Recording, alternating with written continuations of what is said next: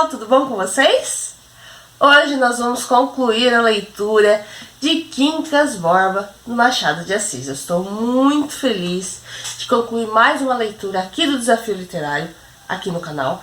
E por isso eu quero agradecer muito você que me acompanhou até aqui, tá bom? Antes de mais nada, eu vou pedir também o meu like, vou pedir que você compartilhe muito com seus amigos e que se inscreva no canal se ainda não for inscrito. Se for novo por aqui, seja muito bem-vindo ao meu canal, tá bom? Não se esquece também de ativar as notificações.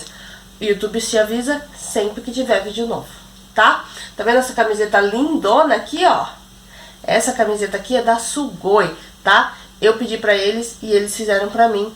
Com essa frase, com a imagem do Machado, eu fiz em homenagem a esse livro e todas as outras obras do Machado que são excelentes. Se você não gosta de clássicos, dê uma chance a Machado de Assis, viu? Porque é muito bom mesmo. Bom, então assim, gente, vamos concluir a leitura. Hoje a gente vai ler do capítulo 181 até o capítulo 201, que é o último, né? E nessa edição aqui da Nova Fronteira, é da página 424 até a página 440, tá bom? Então bora lá concluir essa narrativa, essa história que a gente tá acompanhando aí do Rubião, que ficou rico, né? Do Quincas Borba cão, né? O cachorro, que deu uma sumida. Vamos ver o que vai acontecer, né? Rubião escutou calado um discurso do major. O casamento era dali a 1 mês e meio. O noivo tinha que perfazer os arranjos da casa. Não era capitalista, vivia do ordenado e recorrer a empréstimos. A casa era a mesma e não exigia trastes novos nem ricos, mas há sempre algumas necessidades. Em suma, dali a mês e meio, ou pelo menos 5 semanas, estariam munidos pelos santos laços do matrimônio. E fico eu livre do trambolho, concluiu o major. Oh, protestou Rubião. A filha ria-se, estava acostumada às graças do pai e tão disposta à alegria que nada a vexava. Ainda mesmo que o pai se referisse aos seus 40 anos passados, que lhe daria grande golpe. Todas as noivas têm 15 anos. Verá como ele há de procurá-la depois, com saudades, disse Rubião a Dona Tonica. Qual? Talvez eu me case também. Rubião levantou-se repentino e deu alguns passos. O major não viu a expressão do rosto. Não percebeu que o espírito do homem ia talvez descarrilhar, e ele mesmo o pressentia. Disse-lhe que se sentasse e contou-lhe os tempos de casado e de campanha. Quando chegou a narração da Batalha de Monte Cáceros, com as marchas e contramarchas próprias do seu discurso, tinha diante de si Napoleão III. Calado a princípio, Rubião proferiu algumas palavras de aplauso, citou Solferino e Magenta, prometeu ao Siqueira uma condecoração. Pai e filha entreolharam-se. O major disse que vinha muita chuva. Com efeito, escurecera um pouco. Era melhor que Rubião fosse antes de cair água. Não trouxera guarda-chuva, o dele era velho e único. Aí vem o meu coche, redarguiu Rubião tranquilamente. Não vem. Foi esperá-lo no campo. Não vês daí o coche, Dona Tonica? Dona Tonica fez um gesto vago e sem vontade. Não queria mentir, mas tinha medo e desejava que Rubião saísse. Da casa era impossível ver o campo de aclamação. Já então o pai pegava no Rubião pelo braço e o caminhava pela porta. Volte amanhã, depois, quando quiser. Mas por que não hei de esperar aqui até que venha o coche? Perguntou Rubião. A imperatriz não pode apanhar chuva. A imperatriz já foi. Fez mal. Eugênia fez muito mal, general. Para que há de o senhor ficar sempre em major? General, vi o retrato do seu genro. Quero dar-lhe o meu. Mande as tulherias. Onde está o coche? Está no campo, esperando. Mande chamá-lo. Dona Tonica, que estava à janela, disse para dentro. Lá vem o Rodrigues. E tornou a olhar para a rua, inclinando-se sorrindo, enquanto na sala o pai continuava a guiar o Rubião para a porta, sem violência, mas tenaz. Este parava e repreendia. General, sou seu imperador. De certo, mas acompanhe-me, Vossa Majestade. Tinham chegado à porta, o major abriu a cancela, justamente quando Rodrigues punha o pé na soleira. Dona Tonica entrou para receber o noivo, mas a porta estava atravancada com o pai e Rubião. Rodrigues tirou o chapéu, mostrando o cabelo, áspero e grisalho. Tinha nas faces chupadas umas pintinhas de sarda, mas o riso era bom e humilde. Mais humilde ainda que bom. E não obstante a trivialidade do gesto e da pessoa, era agradável. Os olhos não mostravam o espanto da fotografia. Esse efeito provinha da ênfase que ele pôs em todo o corpo, a fim de que o retrato saísse bonito. Esse senhor é o meu futuro genro, disse o major a Rubião. Não é verdade que viu no campo um coche e um esquadrão de cavalaria? Perguntou Rodrigues piscando o olho. Parece que sim, senhor. Pois então, continuou Siqueira, voltando-se para Rubião. Vá, vá, dobre a rua de São Lourenço e caminhe direto para o campo. Adeus, até amanhã. Rubião desceu 3 degraus, eram 5, e parou diante do recém-chegado. Fitou-o alguns instantes e declarou que estimava muito conhecê-lo, que fosse bom esposo e bom genro. Como se chamava? João José Rodrigues. Rodrigues, hei de mandar-lhe uma fitinha aqui para a casaca. É meu presente de núpcias, lembre-se, Siqueira. Siqueira pegou-lhe no braço para fazê-lo descer os 2 últimos degraus e pô-lo na rua. No campo, dizes tu? No campo. Adeus. Da rua, ainda Rubião olhou para as janelas com os dedos no chapéu, a fim de cumprimentar Dona Tonica, mas Dona Tonica estava na sala onde Rodrigues acabava de entrar, fresco e delicioso como a primeira rosa de verão. Rubião não cuidou mais do coche nem do esquadrão da cavalaria. Foi dar consigo abaixo, andou por várias ruas até que subiu pela rua de São José, desde o Paço Imperial. Vinha gesticulando e falando a alguém que supunha trazer pelo braço. E era a imperatriz, Eugênia ou Sofia, ambas em uma só criatura. Ou antes a segunda com o nome da primeira. Homens que iam passando paravam no interior das lojas, corria gente às portas, uns riam-se, outros ficavam indiferentes. Alguns, depois de verem o que era, desviavam os olhos para poupá-los à aflição que lhes dava o espetáculo do delírio. Uma turba de moleques acompanhava Rubião, alguns tão próximos que lhe ouviam as palavras. Crianças de toda sorte vinham juntar-se ao grupo. Quando eles viram a curiosidade geral, entenderam dar voz à multidão. E começou a surriada. Ó gira, ó gira. Esse vozear chamou a atenção de outras pessoas. Muitas janelas dos sobrados começaram a abrir-se. Apareceram curiosos de ambos os sexos e de todas as idades. Um fotógrafo, um estofador, 3 e 4 figuras juntas, cabeças por cima de outras, todas inclinadas, espiando, acompanhando o homem, que falava à parede, com o seu gesto cheio de grandeza e de obséquio. Ó gira, berravam os vadios. Um deles, muito menor que todos, apegava-se às calças de outro taludo. Era já na rua da ajuda. Rubião continuava a não ouvir nada, mas, de uma vez que ouviu, supôs que eram aclamações e fez uma cortesia de agradecimento. A surriada aumentava. No meio do rumor, distinguiu-se a voz de uma mulher à porta de uma colchoaria. Deolindo, vem para casa, Deolindo. Deolindo, a criança que se agarrava às calças de outra mais velha, não obedeceu. Pôde ser que nem ouvisse, tamanha era a grita, e tal a alegria do pequerrucho, clamando com a vozinha miúda. Ó gira, Deolindo! Deolindo tratou de esconder-se entre os outros para escapar às vistas da mãe que o chamava. Esta, porém, correu ao grupo e arrancou-o de lá. Em verdade, era pequena demais para andar em tumultos de rua. Mamãe, deixa eu ver. Qual ver? Anda! Meteu-o em casa e ficou à porta, a olhar para a rua. Rubião estacara o passo.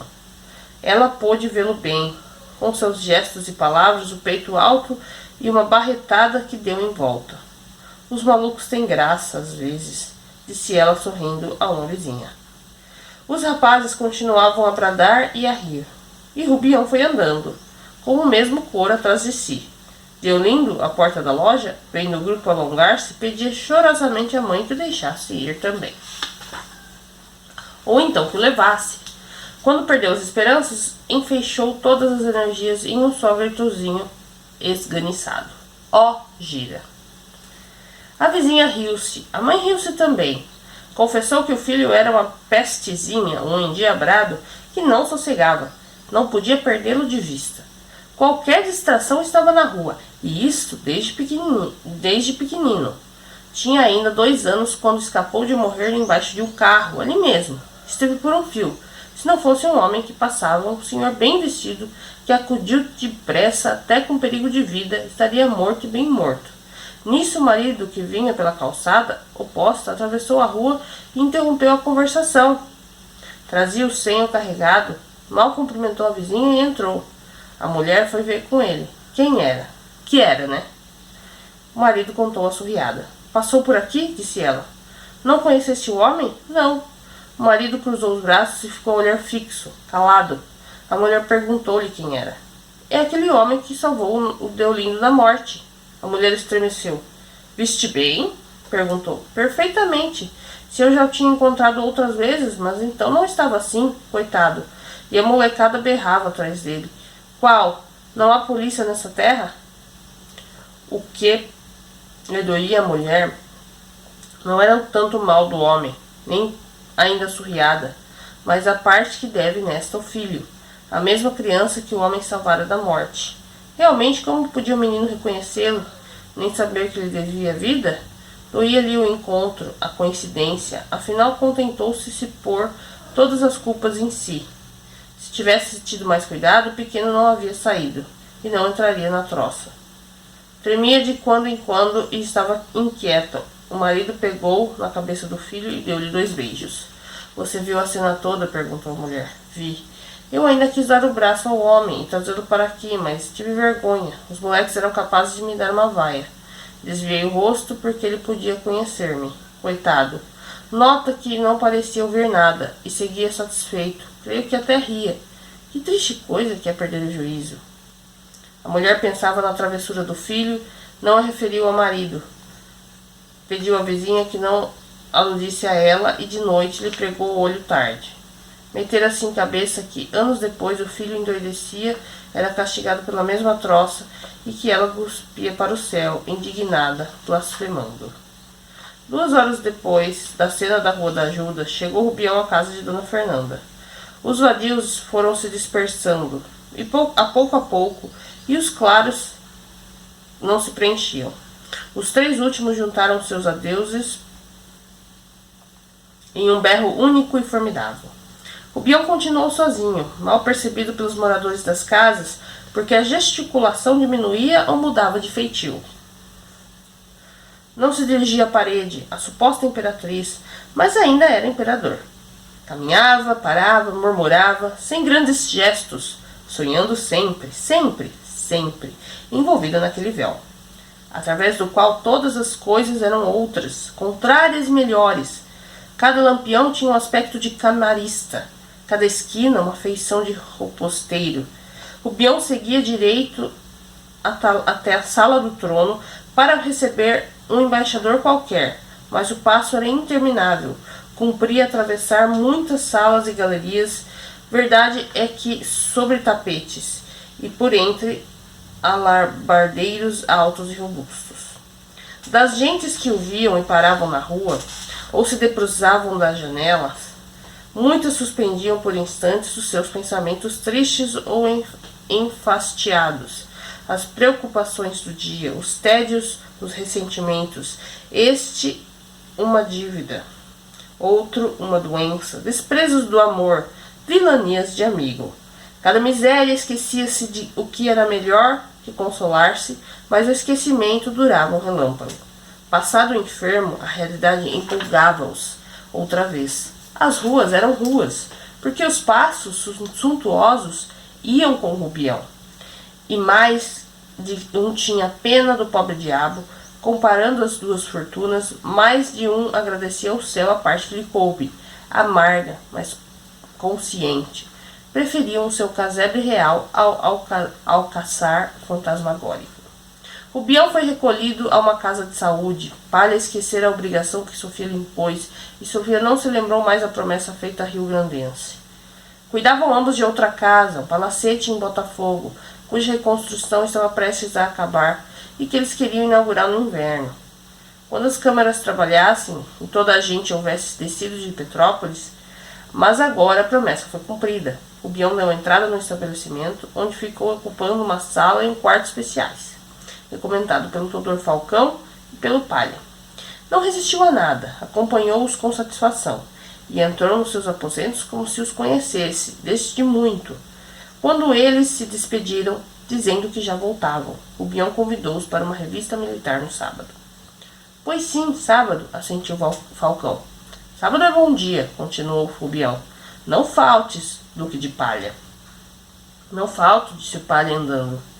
Olha, mandar-te-ei um dos meus coches, novo em folha. É preciso que tua mulher pouse o seu lindo corpo onde ninguém ainda ousou sentar-se. Almofadas de damasco e veludo, arreios de prata e rodas de ouro, os cavalos descendem do próprio cavalo que meu tio montava em Marengo. Adeus, Duque de Palha. Para mim, é claro, saiu, pensando o Dr. Falcão, aquele homem foi amante da mulher desse sujeito. Lá ficou o homem.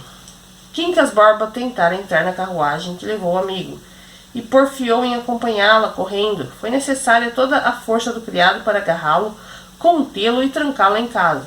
Era a mesma situação de Barbacena, mas a vida, meu rico senhor, compôs-se rigorosamente de 4 ou 5 situações que as circunstâncias variam e multiplicam aos olhos.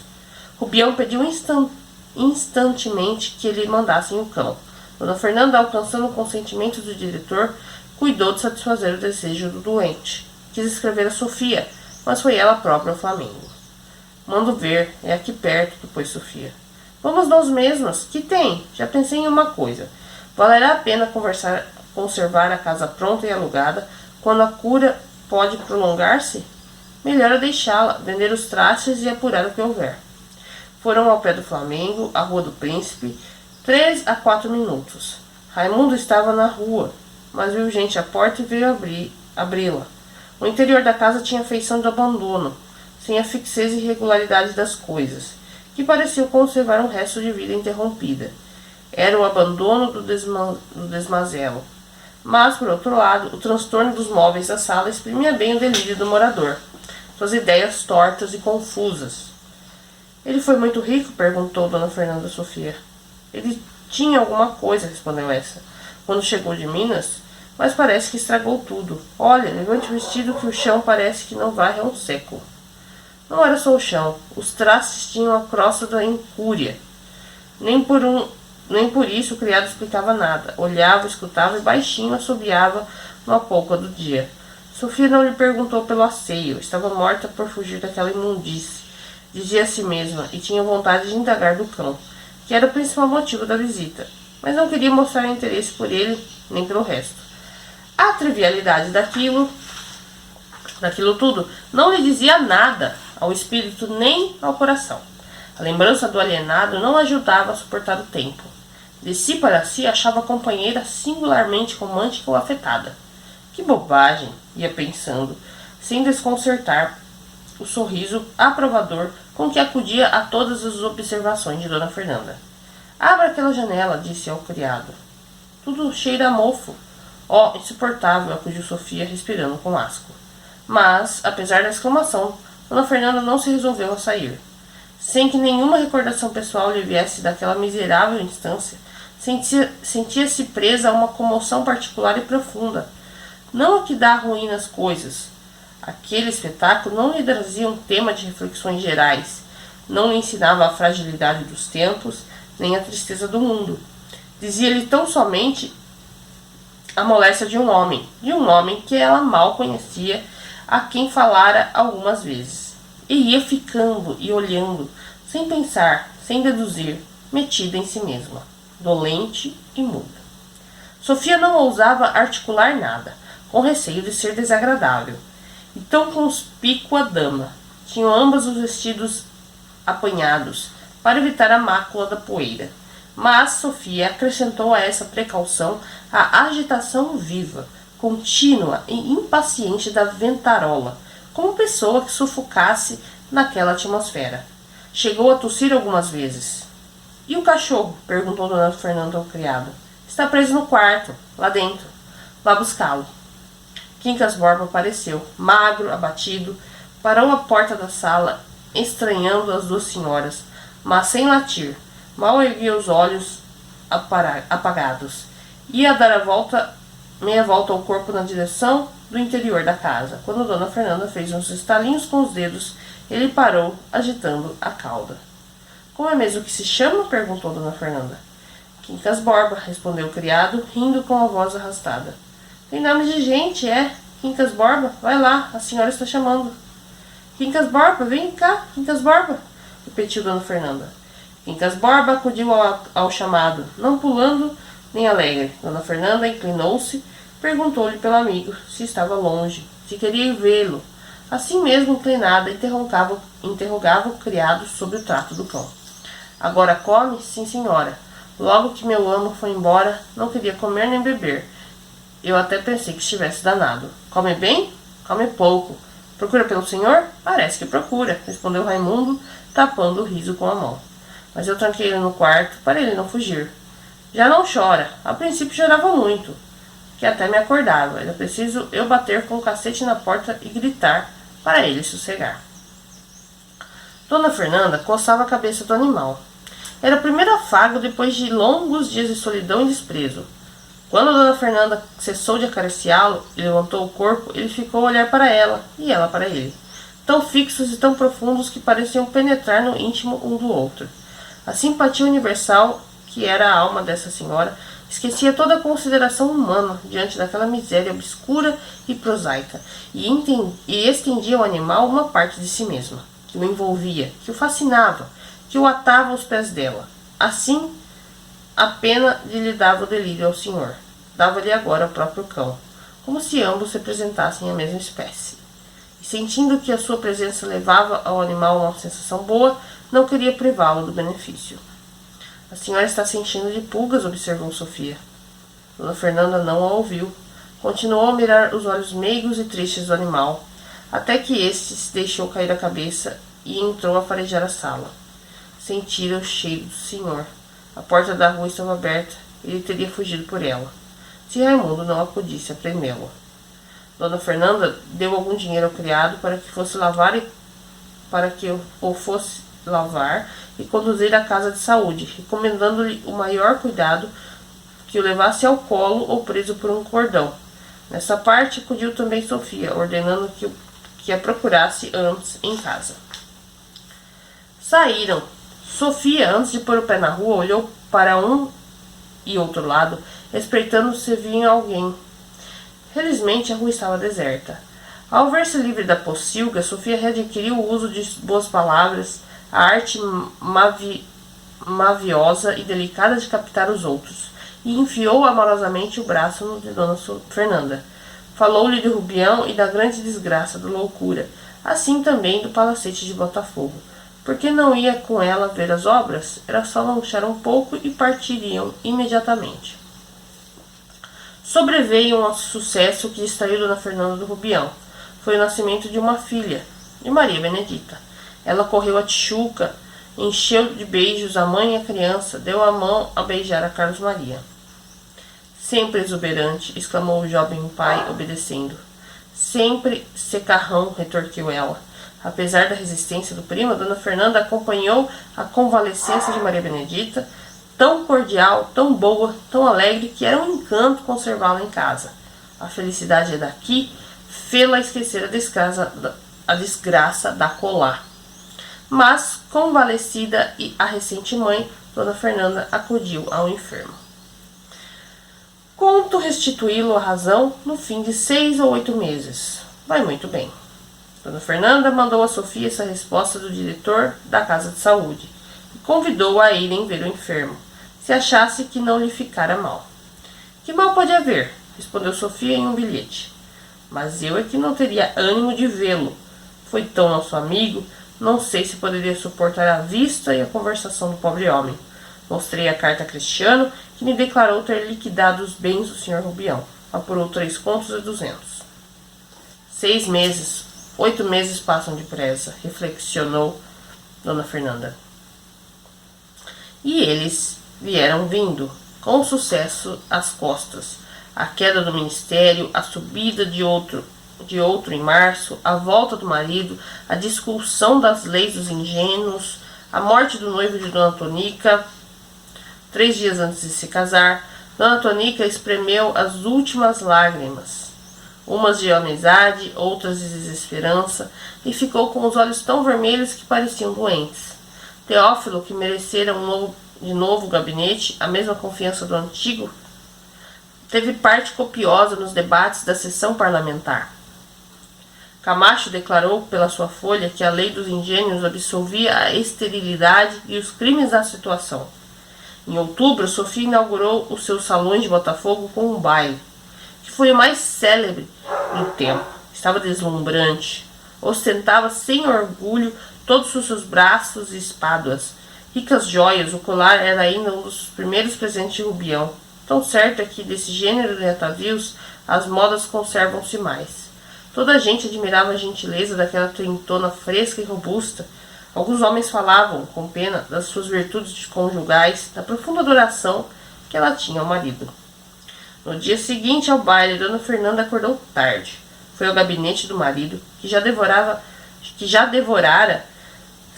5 ou 6 jornais, escrevera 10 cartas e retificava a posição de alguns livros nas estantes. Recebi esta carta há pouco, disse ele. Dona Fernanda leu-a. Era do diretor da Casa de Saúde. Noticiava que Rubião, desde 3 dias, desaparecera, não tendo podido ser encontrado por mais esforços que houvessem empregado a polícia a ele. Tanto mais me espanta essa fuga, concluiu a carta, quanto que as melhoras eram grandes e podia contar que em 2 meses o poriam inteiramente bom. Dona Fernanda ficou consternada. Alcançou do marido que escrevesse ao chefe de polícia e ao ministro da Justiça pedindo-lhes que ordenassem as mais severas pesquisas. Teófilo não tinha o menor interesse no achado nem na cura de Rubião, mas quis servir a mulher, cuja bondade conhecia e porventura gostava de cartear-se com os homens da alta administração. Como achar, porém, o nosso Rubião, nem o cachorro, se ambos haviam partido para Barbacena? 8 dias antes, Rubião escrevera ao Palha que o procurasse. Este acudiu à casa de saúde, viu que ela raciocinava claramente, sem a menor sombra de delírio. Tive uma crise mental, disse-lhe Rubião. Agora estou bom, perfeitamente bom. Peço-lhe que me ponha fora daqui. Creio que o diretor não se oporá. Entretanto, não quero deixar algumas lembranças a gente que tem me servido. E servido também ao Quincas Borba. Veja se me mande adiantar 100.000 réis. Palha abriu a carteira sem hesitação e deu-lhe o dinheiro. Vou tratar de o fazer sair, disse ele, mas provavelmente são precisos alguns dias. Estava em vésperas do baile. Não se aflija por isso, daqui a 1 semana está na rua. Antes de sair, consultou o diretor, que lhe deu boas notícias do enfermo. 1 semana é pouco, disse ele. Para pô-lo bom, preciso ainda uns 2 meses. Palha confessou que o achara são. Em todo caso, mandava quem sabia. E se fossem necessários 6 ou 7 meses, mas não precipitasse a alta.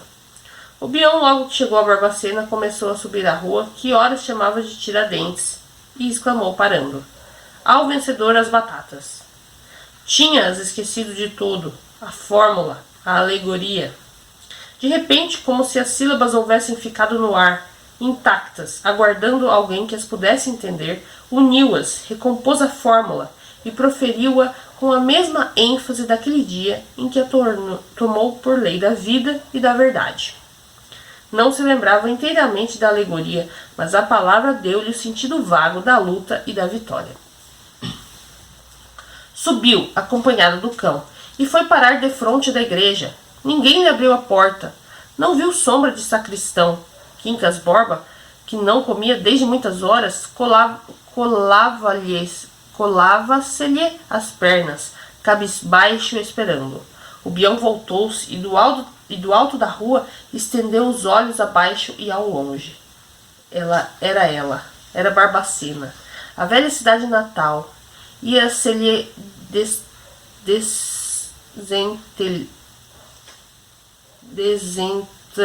desentranhando das profundas camadas da memória. Era ela, Aqui estava a igreja. Aqui estava a igreja. Ali a cadeia. Acolá a farmácia. Donde vinham os medicamentos para o outro Quincas Borba. Sabia que era ela quando chegou, mas à medida que os olhos se derramavam, as miniscências vinham vindo, mais numerosas, em bando. Não via ninguém. Uma janela, à esquerda, parecia até alguém que espiava. Tudo o mais deserto. Talvez não saibam que cheguei, pensou Rubião. Súbito, relampejou. As nuvens amontoavam-se às pressas. Relampejou mais forte e estalou um trovão. Começou a chuviscar grosso, mais grosso, até que desabou a tempestade. Rubião, que aos primeiros pingos deixara a igreja, foi andando rua abaixo, seguido sempre do cão, faminto e fiel. Ambos tontos, debaixo do aguaceiro, sem destino, sem esperança de pouso ou de comida. A chuva batia-lhes sem misericórdia. Não podiam correr, porque o Rubião temia escorregar e cair, e o cão não queria perdê-lo. À meia-rua acudiu a memória do Rubião, à farmácia. Voltou para trás, subindo contra o vento que lhe dava de cara, mas ao fim de 20 passos varreu-lhe a ideia da cabeça. Adeus, farmácia. Adeus, pouso. Já se não lembrava do motivo que o fizera mudar de rumo, e desceu outra vez, e o cão atrás, sem entender, nem fugir, um e outro alagados, confusos ao som da trovoada rija e contínua. Vagaram sem destino. O estômago de Rubião interrogava, exclamava, intimava, por fortuna. O delírio vinha enganar a necessidade com seus banquetes astulhérias. Quincas Borba é que não tinha igual recurso, e toca andar acima e abaixo. Rubião, de quando em quando, sentava-se no lajedo, e o cão trepava-lhe as pernas, para dormir da fome. Achava as calças molhadas e descia, mas tornava logo a subir. Tão frio era o ar da noite. Já noite alta, já noite morta. Rubião passava-lhe as mãos por cima, resmungando algumas palavras magras. Se apesar de tudo, Quincas Borba conseguia adormecer, acordava logo, porque Rubião levantava-se e punha-se outra vez a descer e a subir as ladeiras. Soprava um triste vento, que parecia faca, e dava arrepios aos dois vagabundos. Rubião andava devagar, o próprio cansaço não lhe permitia as grandes pernadas do princípio, quando a chuva caía em bátecas.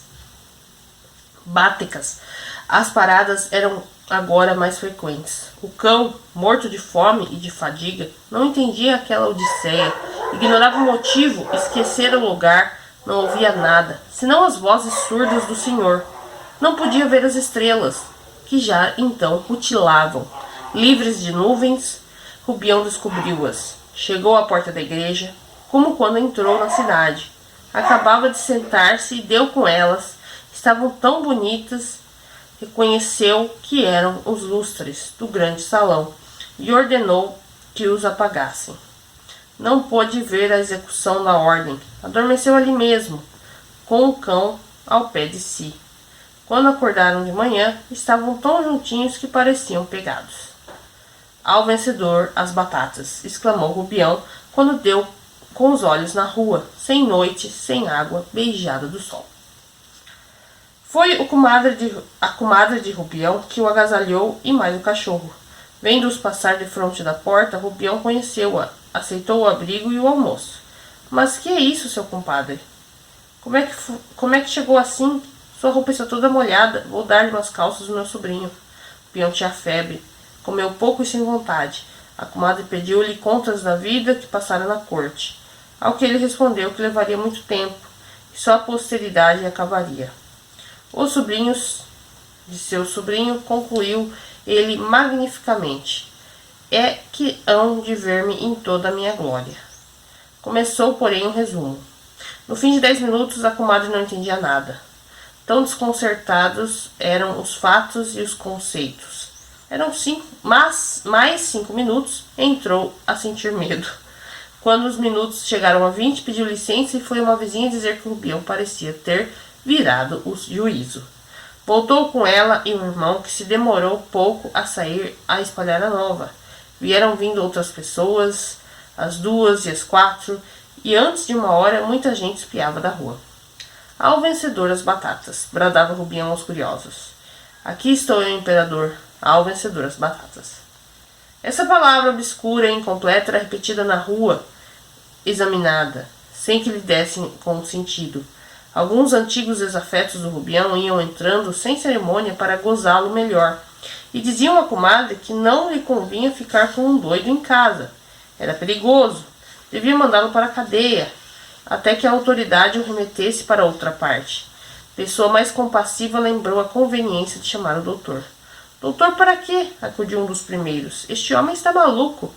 Talvez seja o delírio da febre. Já viu como está quente? A Angélica, animada por tantas pessoas, tomou-lhe o pulso e achou-o febril. Mandou vir o médico. O mesmo que tratara o finado Quincas Borba. O peão conheceu-o também e respondeu-lhe que não era nada. Capturar o rei da Prússia, não sabendo ainda se o mandaria fuzilar ou não. Era certo, porém, que exigiria uma indenização pecuniária enorme, 5 bilhões de francos. Ao vencedor as batatas, concluiu, rindo. Poucos dias depois, morreu. Não morreu súbito nem vencido. Antes de principiar a agonia, que foi curta, pôs a coroa na cabeça. Uma coroa que não era. Ao menos um chapéu velho ou uma bacia, onde os espectadores palpassem a ilusão. Não, senhor. Ele pegou em nada, levantou nada e cingiu nada. Só ele via a insígnia imperial, pesada, de ouro, rútila de brilhantes e outras pedras preciosas. O esforço que fizera para erguer meio corpo não durou muito tempo. O corpo caiu outra vez e o rosto conservou, porventura, uma expressão gloriosa. Guardem a minha coroa, murmurou. Ao vencedor, a cara ficou séria. Porque a morte é séria. 2 minutos de agonia, um trejeito horrível, e estava assinada a abdicação. Queria dizer aqui o fim do Quincas Borba, que adoeceu também, ganhou infinitamente, fugiu desvairado em busca do dono e amanheceu morto na rua 3 dias depois. Mas, vendo a morte do cão narrada em capítulo especial, é provável que me pergunte se o seu defunto homônimo é que dá o título ao livro, e por que antes um que outro. Questão prenha de questões, que nos levariam longe. Eia, choram os 2 recentes mortos se tens lágrimas. Se só tens riso, rite. É a mesma coisa. O cruzeiro, que a linda Sofia não quis fitar, como lhe pedia Rubião, está assaz alto para não discernir os risos e as lágrimas dos homens. E a gente conclui aqui a leitura. Bom, o que a gente pode tirar dessa obra? Deixa aqui nos comentários para mim o que você conseguiu entender aí. Como eu já falei outras vezes, a escrita do Machado, ela é um clássico, né? Mas o vocabulário e tudo é da época, então realmente pode ficar um pouco complicado de entender uma palavra ou outra, mas a moral ali, o enredo principal do negócio, deu para entender, não deu? O que você conseguiu captar? Deixa aqui nos comentários para eu saber. Se você me acompanhou até aqui, o final da leitura, eu quero saber sua opinião sobre essa obra. Se você já leu, o que você achou. Conhecendo já algumas pessoas que curtem, né, ler também. Algumas disseram que quando leram a primeira vez não gostaram, mas quando leram a segunda já conseguiram, né, ter uma opinião mais concreta. Então, assim, pra mim, essa narrativa, ela fica bem claro aí, né, que o nosso amigo Rubião aí, ele não tinha nada, né, tinha uma vida humilde, simples, singela, e aí acabou sendo, né, aventurado, né, afortunado aí com a herança do Quincas Borba homem, né. E como que ele reagiu a tudo isso? Vocês lembram, né? No começo ele ficou todo assim, meu Deus, será? Não sei. E aí aquela carta, né? Aquela carta do Quincas Borba falando que tinha que ficar com o cachorro, com o Quincas Borba cachorro e tal. E aí ele falou, será? Eu acho que começou ali, naquele momento, aquela questão de se ele falasse, ele tava naquele o Rubião, ele tava naquela situação de pensar, será que eu mostro a carta? Porque se eu mostrar essa carta, vão ver que ele tá doido, né?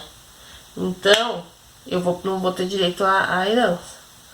Mas então eu não vou mostrar. Eu acho que a partir daquele momento já começou alguma coisa ali, né? E também a Sofia, né? O amor que ele tinha pela Sofia, que ele começou a nutrir pela Sofia, que foi o principal causador. Não estou falando que isso, né? Mas, na minha opinião, né? Ele começou ali, naquele momento que ele ficou em dúvida se ele mostrava a carta ou não para pegar a herança. Não mostrou, ficou com a herança. Aí já começou a ficar a grandeza, né? Não tinha nada, no momento não tinha nada, depois tinha muito, né? E aí o amor pela Sofia também começou a dar ruim na cabeça dele. Então eu acredito que os principais pontos aí que fizeram o Rubião chegar nesse nível de loucura foi o amor pela Sofia e, né, essa questão aí e ele também, ele não tinha muito controle, né? A gente percebeu que ele não tinha muito controle. Ele ia gastando, ele ia comprando, ele dava dinheiro, não ficava indo atrás para receber de volta, quer dizer, não emprestava, né? Dava.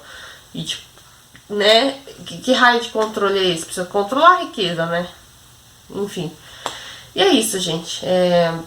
E aí no final a gente vê aí, né, que Rubião e o Quincas Borba Cachorro também, né, cumprem a sua missão e partem, né?